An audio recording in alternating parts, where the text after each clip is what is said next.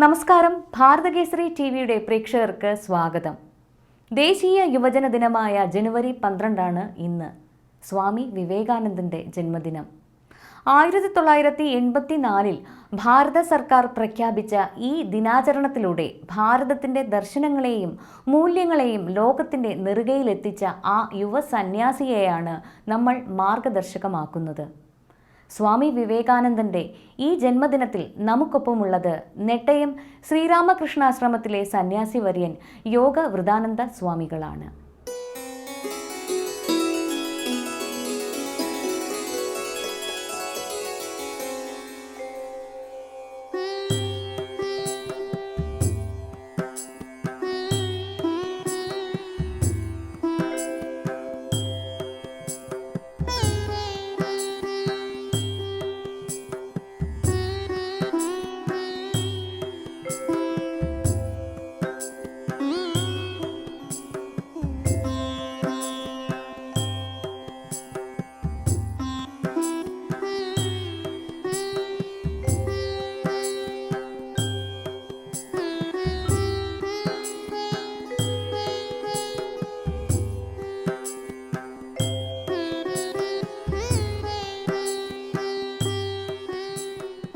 തവ കഥാമൃതം തപ്തജീവനം കവിഭിരീഡിതം കൽമഷാപഹം ശ്രവണമംഗളം ശ്രീമദാദതം ഭുവി ഗൃണന്തി തേ ഭൂരിദാ ജനാഃ.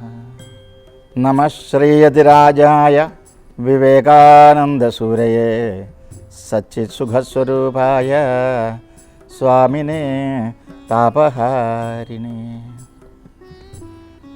ജനുവരി 12 എല്ലാ വർഷത്തെയും പോലെ ഈ വർഷവും നമ്മൾ Vivekananda Jayanti national youth day ആയി ആഘോഷിക്കുന്നു.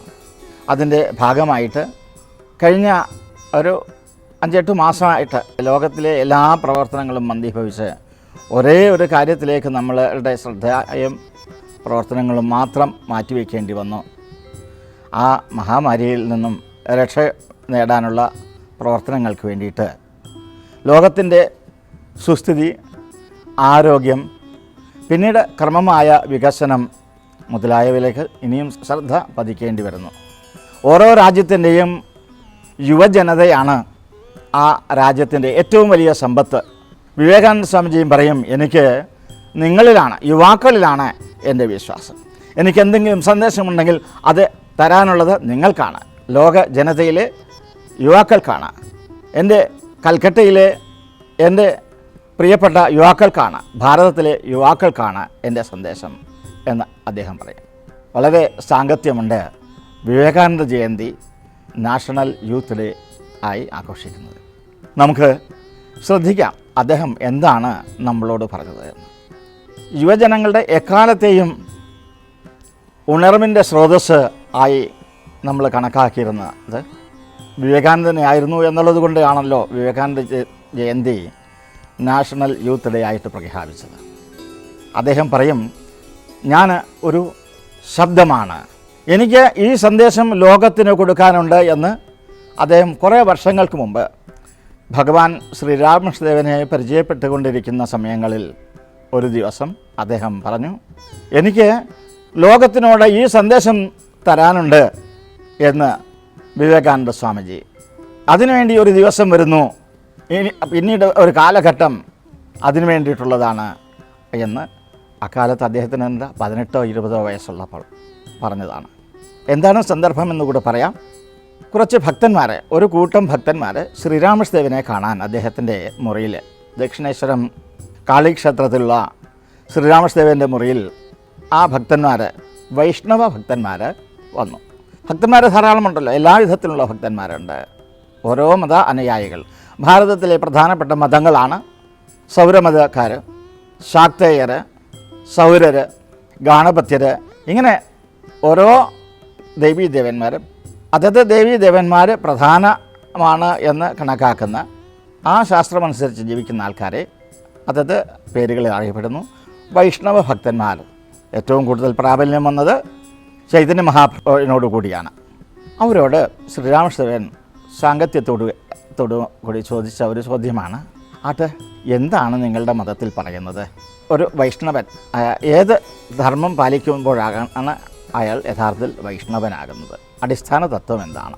അവർ പറഞ്ഞു, വൈഷ്ണവ പൂജ, വിഷ്ണു ഭക്തന്മാരെ എല്ലാവരെയും ആദരിക്കുക, ബഹുമാനിക്കുക, പ്രത്യേകിച്ച് അവരിൽ ശ്രേഷ്ഠന്മാരായിട്ടുള്ള ആൾക്കാരെ, ഗുരുക്കന്മാരെ ഒക്കെ ആദരിക്കുക എന്നുള്ളത് അടിസ്ഥാന തത്വമാണ്. അവരിൽ നിന്ന് കിട്ടുന്ന വൈഷ്ണവ നാമങ്ങൾ, മന്ത്രങ്ങൾ നാവിൽ എപ്പോഴും ഉരുവിട്ടുക, നാമജപം, അതിലൊരു രുചിയുണ്ടാകുക. വൈഷ്ണവ പൂജ, നാമ രുചി, അതുപോലെ ജീവസേവ. ഓരോ ജീവനിലും കുടികൊള്ളുന്നത് ആ വിഷ്ണു ആണ് എന്ന് അറിഞ്ഞ് ആ ഓരോരിലും അവരോട് കരുണ, അത് ഈ 3 കാര്യങ്ങളാണ് വൈഷ്ണവരുടെ അടിസ്ഥാന തത്വം എന്ന് അവർ പറഞ്ഞു. കരുണയോ? കരുണ കാണിക്കാൻ നീ ആര്? അവനുണ്ടല്ലോ വിഷ്ണു, ഭഗവാന് മാത്രമേ കരുണ കാണിക്കാൻ സാധിക്കുള്ളൂ. നമുക്കെന്ത് ചെയ്യാൻ സാധിക്കും? ശക്തിയില്ലാത്തവരെന്ന് സ്വയം കരുതുന്ന നമുക്ക് എന്ത് കരുണയാണ് കാണിക്കാൻ സാധിക്കുക? അതുകൊണ്ട് ഓരോ ജീവനിലും കുടികൊള്ളുന്നത് ഭഗവാനാണ് എന്ന് അറിഞ്ഞ് അവരെ സേവിക്കുക. അതാണ് യഥാർത്ഥത്തിലുള്ള കരുണയല്ല. ഈശ്വരനെ മനുഷ്യരിൽ ഓരോരുത്തരിലും കണ്ട് ആ ഈശ്വരനെ സേവിക്കുകയാണ് അടിസ്ഥാന തത്വം എന്ന് ശ്രീരാമകൃഷ്ണദേവൻ അവരോട് പ്രത്യുത്തരമായി, അല്ലെങ്കിൽ അവസാന വാക്കായി പറഞ്ഞു. ഈ ചർച്ചയെല്ലാം കഴിഞ്ഞ് എല്ലാവരും പിരിയുന്നു. അപ്പോൾ വിവേകാനന്ദ സ്വാമിജി അവിടെ ഉണ്ടായിരുന്നു. ഏതാണ്ട് 18 വയസ്സോളം വരുന്ന വിവേകാനന്ദ സ്വാമിജി, അദ്ദേഹം ആ മുറിയുടെ മുന്നിൽ പടിയിലോട്ട് ഇറങ്ങി നിന്ന് അദ്ദേഹം ഒരു ആവേശം എന്ന നിലയിൽ അദ്ദേഹം പറയുന്നു, ഇന്ന് ഞാനൊരു പുതിയ തത്വം കേട്ടറിഞ്ഞു, എൻ്റെ പ്രിയപ്പെട്ടവനിൽ നിന്നും ഞാൻ കേട്ടറിഞ്ഞു. ഇത് ലോകത്തിലോട് അറിയിക്കാനുള്ള, സന്ദേശമായി കൊടുക്കാനുള്ള ഒരു ദിവസം വരും, ഒരു കാലഘട്ടം വരും. അന്നത്തേക്ക് ഞാനിത് മാറ്റിവെക്കുന്നു. അത് ധാരാളം ലോകത്തെ മുഴുവൻ മാറ്റിമറിക്കുന്ന ഒരു സന്ദേശമായിരിക്കും. എല്ലാവരിലും, അതിൻ്റെ അർത്ഥമാണ് എല്ലാവരിലും ആധ്യാത്മികത എന്ന ആ ഉയർന്ന ഈശ്വരീയത എന്ന ആ അടിസ്ഥാന തത്വം കണ്ടറിഞ്ഞ് അതിനെ പ്രചോദിപ്പിക്കാൻ, അവരവരിൽ പ്രചോദിപ്പിക്കാൻ ചെയ്യേണ്ടത് ലോകസേവനമാണ്. വിവേകാനന്ദ സ്വാമിജി പിന്നെയും പറയുന്നുണ്ട് നമ്മളോട്, ഭാരതത്തെ ഭാരതമായിട്ട് നിലനിർത്തുന്ന അടിസ്ഥാന തത്വം ഇതുതന്നെയാണ്. ത്യാഗവും സേവനവുമാണ് ഭാരതത്തിൻ്റെ അടിസ്ഥാന തത്വം. ആധ്യാത്മികതയിലേക്ക് നമുക്കുള്ള പടി അതുതന്നെയാണ്. ഒരാളിൽ, നമ്മൾ ഓരോരുത്തരിലുമുള്ള ഈശ്വര ചൈതന്യത്തെ ഉണർത്താനുള്ള വഴി ഇതാണ്, ത്യാഗവും സേവനവും. ഓരോ പ്രദേശങ്ങൾക്കും ലോകത്തിന് എന്തെങ്കിലും സംഭാവന ചെയ്യാനുണ്ട് എന്നുള്ളത് കൊണ്ടാണ് ആ പ്രദേശങ്ങൾ അതതായിട്ട് നിലനിൽക്കുന്നത്. അതിന് ധർമ്മം എന്ന് പറയും. ഭാരതത്തിൻ്റെ ധർമ്മം ഇതാണ്, ആധ്യാത്മികതയാണ്. ആ ആധ്യാത്മികതയുടെ അടിസ്ഥാന ശിലയാണ് ത്യാഗവും സേവനവും. ത്യാഗവും സേവനവും എവിടെയാണോ ഉള്ളത് അവിടെ ശക്തിയുണ്ട്, നിലനിൽപ്പുണ്ട്, അതിൻ്റെ ധർമ്മമനുസരിച്ചുള്ള നിലനിൽപ്പുണ്ട്. എവിടെയാണോ അത് തീരെ ഇല്ലാതെയാകുന്നത് അത് ആ സമൂഹം ശിഥിലമായി പോകും. ഭാരതം നിലനിൽക്കുന്നു, ഉണർവോട് നിലനിൽക്കുന്നു എന്നുള്ളതിൻ്റെ തെളിവോ ഇതിലേക്കാണ് നയിക്കുന്നത്.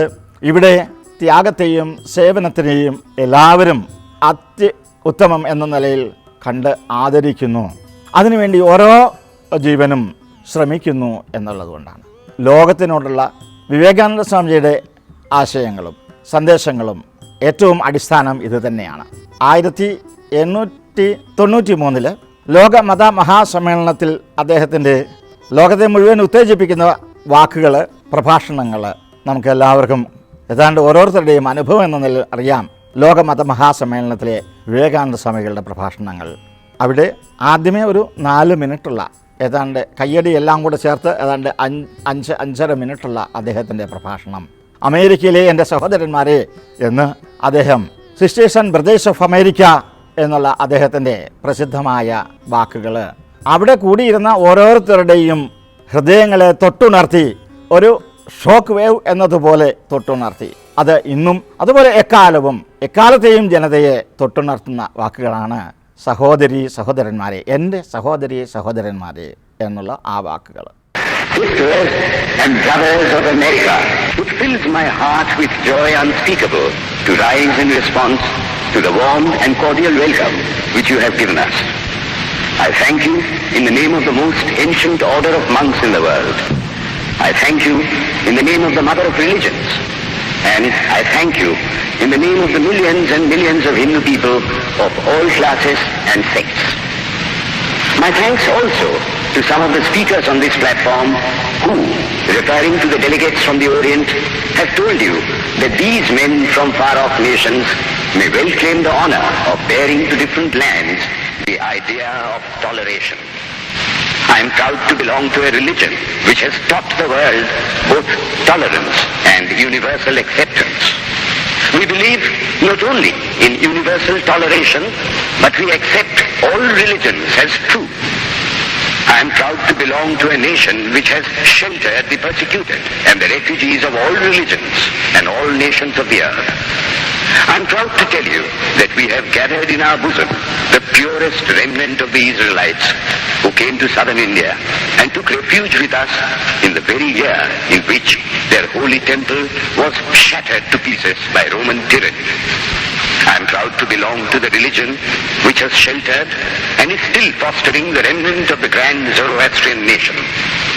I will quote to you, brethren, a few lines from a hymn which I remember to have repeated from my earliest boyhood, which is every day repeated by millions of human beings.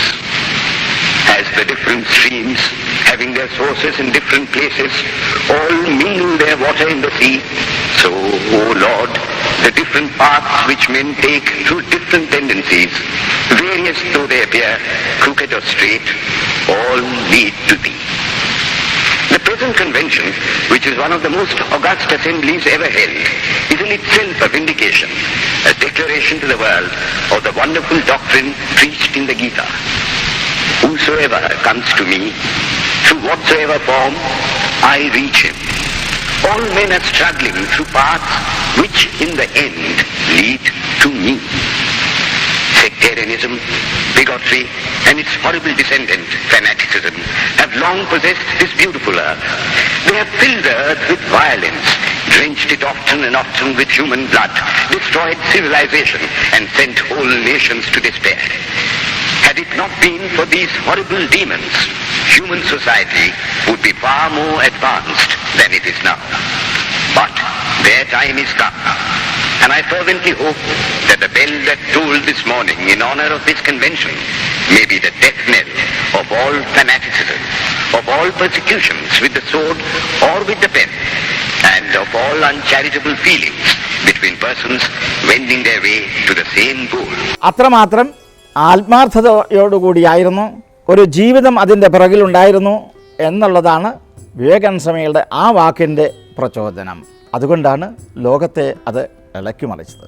ഇനി ഈ സഹോദര ഭാവം, അതുപോലെ സമഭാവം, അതാണ് സഹോദരഭാവത്തിൻ്റെയും യഥാർത്ഥമുള്ള അടിത്തട്ട് സമഭാവന എന്നുള്ളതാണ്. എവിടെയെല്ലാം ജനങ്ങൾ സാമൂഹികമായോ സാംസ്കാരികമായോ ഉയർന്ന നില വന്നിട്ടുണ്ടോ അതൊക്കെ അതിൻ്റെയൊക്കെ അടിസ്ഥാനം സമൂഹത്തിലെ എല്ലാവരെയും സമഭാവനയോടെ ഉയർത്തിക്കൊണ്ടുവരാനുള്ള ശ്രമം നടന്നിട്ടുണ്ട് എന്നുള്ളത് കൊണ്ടാണ് എല്ലാ കാലത്തും നമ്മൾക്ക് കേട്ടിട്ടുണ്ടാകാം ഈ എങ്ങനെയാണോ സനാതന ധർമ്മം എന്ന് പറയുന്ന ഇത് നിലനിൽക്കുന്ന ഭാരതം ഒരു സമൂഹം എന്ന നിലയിൽ, ഒരു രാഷ്ട്രം എന്ന നിലയിൽ ശക്തിമത്താണോ, അതുപോലെ തന്നെ ഓരോ രാഷ്ട്രങ്ങൾക്കും അതാതിൻ്റേതായ സന്ദേശം ലോകത്തിനുണ്ടായിരുന്നു.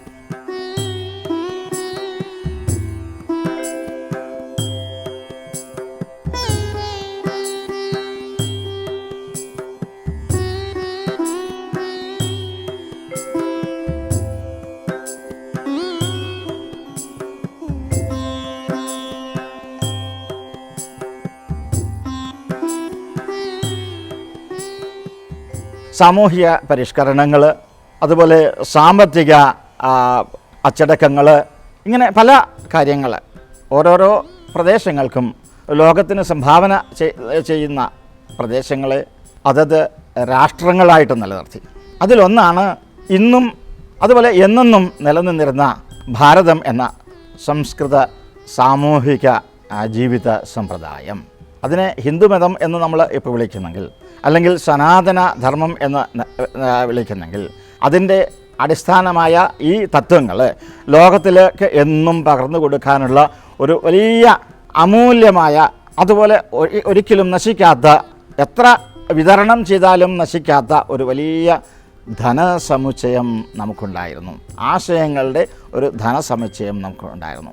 അത് വിതരണം ചെയ്യാൻ അത്ര ശക്തിമത്തായ ഒരു ശൃംഖല, ഡിസ്ട്രിബ്യൂഷന് വേണ്ടിയുള്ള ഒരു ശൃംഖല, അതായിരുന്നു ഋഷീശ്വരന്മാർ, മഹർഷിമാർ, അതുപോലെ നമ്മൾ ഇപ്പോൾ പറയുന്ന സാമൂഹിക പരിഷ്കർത്താക്കൾ എന്ന് പറയുന്നത് പോലെ ഈ കേരളത്തിൽ തന്നെ ഈ അടുത്ത കാലത്ത് നമ്മൾ കണ്ടിട്ടുള്ള ആ ഉയർന്ന ജീവിതങ്ങൾ, ചട്ടമ്പി സ്വാമികൾ, അയ്യാഗുരു സ്വാമികൾ, നാരായണ ഗുരുസ്വാമികൾ, നമ്മുടെ ആഗമാനന്ദ സ്വാമിജികൾ, അതിന് തൊട്ടുമുണ്ടായിരുന്ന നിർമ്മലാനന്ദ സ്വാമിജികൾ, ഇവരൊക്കെ കേരളത്തെ ഒരു ശക്തമായ സമൂഹം എന്ന നിലയിൽ പടുത്തുയർത്താൻ ഇപ്പോഴും നമ്മൾ നിലനിൽക്കുന്നെങ്കിൽ, ഒരു കേരള സമൂഹം എന്ന നിലയിൽ നമ്മൾ നിലനിൽക്കുന്നെങ്കിൽ അതിൻ്റെ തൂണുകളായിരുന്നു, നെടും തൂണുകളായിരുന്നു ഇവരെല്ലാം.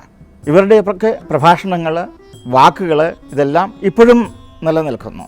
സാഹിത്യ രചനകളായാലും ശരി, കാവ്യങ്ങളായാലും ശരി, കാവ്യരൂപങ്ങളിലായാലും ശരി, പ്രഭാഷണങ്ങളുടെ സമാഹരണങ്ങൾ എന്ന നിലയിലായാലും ശരി, നമുക്ക് ശ്രദ്ധിച്ചു കഴിഞ്ഞാൽ അറിയാൻ സാധിക്കും വിവേകാനന്ദ സ്വാമിജിയുടെ ഈ ആശയത്തെ തന്നെ, ശ്രീരാമകൃഷ്ണദേവൻ്റെ ഈ ആശയങ്ങളെ തന്നെ, ശ്രീരാമകൃഷ്ണദേവൻ്റെ ശബ്ദമാണല്ലോ വിവേകാനന്ദ സ്വാമിജി, ഈ ആശയങ്ങളെ തന്നെ സമൂഹത്തിലേക്ക് അതത് സമയങ്ങളിൽ പരിഷ്കരിച്ച വാക്കുകളായിട്ട് കൊണ്ടുവന്ന ആൾക്കാരാണ്. എങ്ങനെയാണോ ഒരു കാലത്ത് ശ്രീരാമൻ്റെ കാലത്ത് വാൽമീകി ആയാലും, ശ്രീകൃഷ്ണൻ്റെ സമയത്ത് വ്യാസഭഗവാനായാലും ശരി, അദ്ദേഹത്തിൻ്റെ ചരിത്രത്തിൽ കൂടി സമൂഹത്തെ മാറ്റിമറിക്കുന്ന ആശയങ്ങളുടെ ഒരു കുത്തൊഴുക്കാണ്. അതാണ് രാമായണമായിട്ട് വന്നത്, മഹാഭാരതമായിട്ട് വന്നത്. ഒരു ദിവസം ശ്രീരാമകൃഷ്ണദേവൻ, അത് ഒരു ജനുവരി 1 1886 ജനുവരി 1. കുറേ മാസങ്ങളായിട്ട് ഭഗവാൻ കിടപ്പിലായിരുന്നു, എണീക്കാറില്ലായിരുന്നു. എന്നാൽ അന്ന് ഉച്ചയ്ക്ക് ഊണ് കഴിഞ്ഞ് കുറച്ച് നേരം ഒന്ന് വിശ്രമിച്ച് ചെറിയൊരു മയക്കവും കഴിഞ്ഞ് എണീറ്റ് ഒരു 2:30 ആയി കഴിഞ്ഞപ്പോൾ ഭക്തന്മാർ കാണുന്നു ശ്രീരാമകൃഷ്ണദേവൻ ഇറങ്ങി താഴത്തെ നിലയിലോട്ട് വന്ന് വെളിയിലോട്ട് വന്ന് ഗേറ്റിൻ്റെ അടുത്തുള്ള വൃക്ഷത്തിൻ്റെ അടുത്തോട്ട് വരുന്നു. എല്ലാവർക്കും വളരെ സന്തോഷമായി. മരുന്നിനൊക്കെ ഫലമുണ്ടായി എന്ന് മനസ്സിലായി അവർക്ക് തോന്നി. ഇനി വളരെയേറെ നാൾ അദ്ദേഹം ആരോഗ്യത്തോടു കൂടി ദൃഢഗാത്രനായി നമുക്കെല്ലാവർക്കും ആനന്ദം തന്നുകൊണ്ട് ജീവിക്കുമല്ലോ എന്ന് അവരെ കരുതി അവരൊക്കെ ചെന്ന് നമസ്കരിക്കാൻ തുടങ്ങിയപ്പോൾ വിവേകാനന്ദ സ്വാമി മുതലായ ശിഷ്യന്മാർ മുകളിൽ അദ്ദേഹത്തിൻ്റെ മുറിയൊക്കെ വൃത്തിയാക്കുകയും കിടപ്പ അതിലെ വിരി മുതലായവയൊക്കെ ഉണക്കുകയും ഒക്കെ ചെയ്ത് അവരെയൊക്കെ വിളിച്ചു. വരൂ ഭഗവാൻ എല്ലാവരെയും അനുഗ്രഹിക്കാൻ കാത്തു നിൽക്കുന്നു. പലരെയും അദ്ദേഹം അനുഗ്രഹിച്ചു. എന്താ ഗിരീശ, നീ എന്നെക്കുറിച്ച് ഇങ്ങനെയൊക്കെ പറയുന്നത് അവതാരമാണെന്നൊക്കെ? ഭഗവാനെ വ്യാസനും വാൽമീകിയും പറഞ്ഞിട്ട് പോലും അവർക്ക് മതി വരാത്ത അത്ര വിദഗ്ധന്മാർ, അവരുടെ മുന്നിൽ ഞാൻ ആര്? എന്തോ പുലമ്പുന്നു. ശരിയാട്ടെ, എല്ലാവർക്കും ചൈതന്യം ഉണരട്ടെ. ഇതേ തന്നെയാണ് വാക്കുകൾ, വിവേകാനന്ദ സ്വാമിജിയുടെ വാക്കുകളിലായിട്ട് വന്നത്.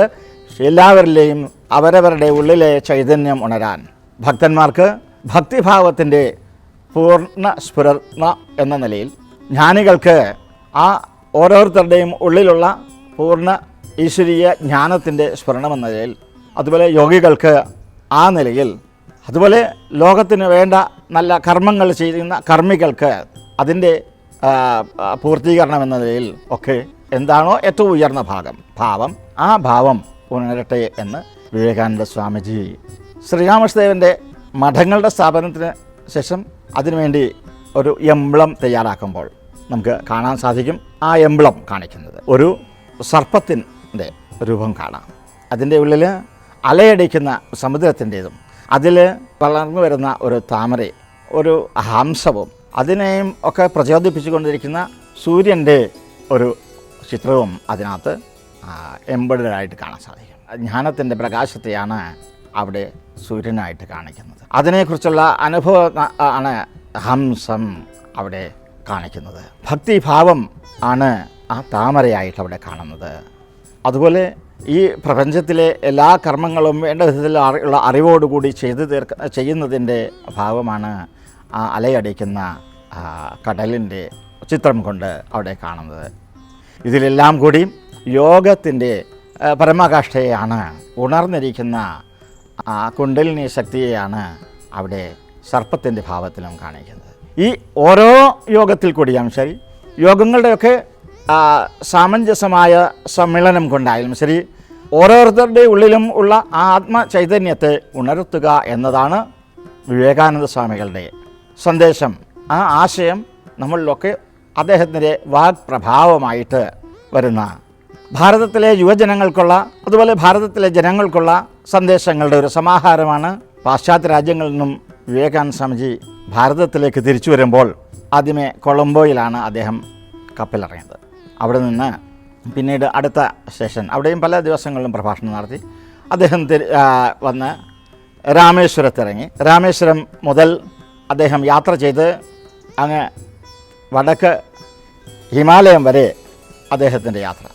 കൊളംബോ ടു അൽമോറ എന്ന ഒരു പ്രസംഗ പരമ്പരയുടെ ഭാഗമായിട്ട് ആ പുസ്തകങ്ങൾ നമുക്ക് ഇപ്പോഴും അവൈലബിൾ ആണ്. ഭാരതത്തിലെ ജനങ്ങളോടുള്ള അദ്ദേഹത്തിൻ്റെ ആ ആശയവിനിമയമാണ് ആ പുസ്തകങ്ങളിലെ അദ്ദേഹത്തിൻ്റെ പ്രഭാഷണങ്ങൾ കാണിക്കുന്നത്. നമുക്ക് ഓരോരുത്തർക്കും എന്തോ ഒന്ന് ചെയ്യാനുണ്ട്. ആ പ്രബോധനമാണ് ഭാരതത്തിനെ പരമവൈഭവത്തിലേക്ക് ഉയർത്താനുള്ള നമ്മളിലേക്കുള്ള ആ ആശയപ്രവാഹത്തിൽ നമുക്ക് ഓരോരുത്തർക്കും ചെയ്യാനുള്ളതും നമ്മളിൽ കൂടി ഈ ഭാരതത്തിന് ഈ ലോകത്തിന് ഉള്ള സംഭാവന പ്രവർത്തനങ്ങളുടെ ആയാലും ശരി, ആശയങ്ങളുടെ ആയാലും ശരി, നമ്മളിൽ ത്യാഗമുണ്ടെങ്കിലേ അത് സാധിക്കുള്ളൂ. അതുപോലെ സേവനഭാവം നമ്മളിലുണ്ടെങ്കിലേ അത് സാധിക്കുള്ളൂ. മഹത്തായ കൃത്യങ്ങളെല്ലാം ഈ രണ്ട് ആശയങ്ങളുടെയും എത്രമാത്രം വിപുലീകരണം, എത്രമാത്രം ശാക്തീകരണം. ശാക്തീകരണം എന്ന ശബ്ദത്തിൻ്റെ കാലമാണല്ലോ ഇത് പറയുന്നത്. ഈ ശാക്തീകരണം യുവാക്കളുടെ ശാക്തീകരണമായാലും ശരി, പിന്നെ സ്വാമിജി പ്രത്യേകിച്ച് പറഞ്ഞതാണ്, ഒരു പറവയും ഒരു പക്ഷം കൊണ്ട് മാത്രം ചലിക്കാൻ സാധിക്കില്ല, രണ്ട് പക്ഷവും വേണം. രണ്ട് പക്ഷവും ശരിക്ക് ചലിച്ചെങ്കിൽ മാത്രമേ ആ സമൂഹത്തിൻ്റെ ശരിയായിട്ടുള്ള ഗതി സംഭവിക്കുള്ളൂ. പുരുഷന്മാരും സ്ത്രീകൾക്കും ഒരുപോലെ എന്നാൽ ഒന്നിനൊന്ന് മെച്ചമെന്ന നിലയിൽ വളരെ ശാക്തീകരണം ആവശ്യമാണ്. ഒരു കാലത്ത് ഇതിൽ നമ്മൾ ശകലം പുറകിലായി. നമ്മൾ മാത്രമല്ല, എല്ലാ സ്ഥലങ്ങളിലും അത് പുറകിലായിരുന്നു. ഒരു പക്ഷത്തിന് ശകലം ബലക്ഷയമുണ്ടോ എന്ന് സംശയിക്കുന്നു. ഇല്ല, ഒരിക്കലും ബലക്ഷയം ഉണ്ടായിട്ടില്ല. പക്ഷേ ബലത്തിൻ്റെ പ്രകാശനത്തിൽ വ്യത്യാസം വന്നിട്ടുണ്ടാകാം. അതുകൊണ്ട് നമ്മളിലൊക്കെ ഓരോരുത്തരുടെയും ഉള്ളിലുള്ള ആ ശക്തിയെ കണ്ടെടുത്ത് പ്രവർത്തിപ്പിക്കുക. ആ ശക്തമായ പ്രവർത്തനം ഇനി നമുക്ക് കാഴ്ചവെക്കാൻ ഈ നൂറ്റാണ്ടിൻ്റെ ഈ തുടക്കത്തിൽ വലിയ വലിയ ക്ഷതങ്ങളെ ഏറ്റ് ശരീരം ഉലഞ്ഞിരിക്കുന്ന ഒരു സമയമായിരുന്നല്ലോ ഈ ആദ്യത്തെ 2 പതിറ്റാണ്ടുകൾ. ഇനി വരുന്ന പതിറ്റാണ്ടുകളുടെ ഒരു സമാഹാരമാണല്ലോ ഇനി വരാൻ പോകുന്നത്.